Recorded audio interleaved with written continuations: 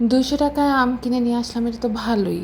বাংলাদেশের মাটিতে আমের সিজনে যদি ৳110, ৳20 কেজি হইতে পারে, সেই হিসেবে অস্ট্রেলিয়াতে ৳220 কেজি হবে, এটাই স্বাভাবিক।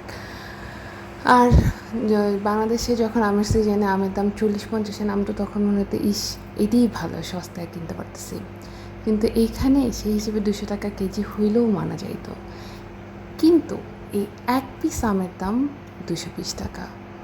এইখানে কেজি ধরে আম বিক্রি হয় না। আমি মেলবোর্নে যেয়ে একটা দোকানে, একটা কি দুইটা দোকানে দেখছিলাম যে ওরা বক্স হিসেবে বিক্রি করে, যে একটা বক্সের মাঝখানে হয়তো 10টা-12টা আম আছে, অথবা একটু বেশি আছে অথবা কম আছে, ওইটার একটা ফিক্স রেট, ওই হিসাবে বিক্রি হয়। কিন্তু অন্যান্য সুপার শপগুলোতে কখনোই আমি দেখি নাই যে কেজি হিসেবে আম বিক্রি হচ্ছে। এখানে প্রতি পিস হিসেবে বিক্রি হয়। তো আমার এই একটা আমের দাম ছিল $2.50, যেটা বাংলা টাকায় করলে হচ্ছে $212। তো আমি আসলে মানে এটাই কম দাম ছিল, আমি নিয়ে আসলাম।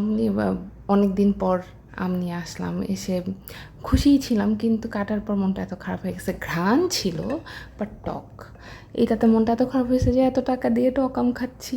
পরে একটু লবণ ছিটাই, তারপর খাওয়া শুরু সকালবেলা। এটা হচ্ছে সকালবেলার আয়োজন ছিল। তো একটু কফি বানায়, ক্রসন আর আম দিয়ে সকালটা শুরু। এই কফিটা খুবই মজা। শুভ সকাল।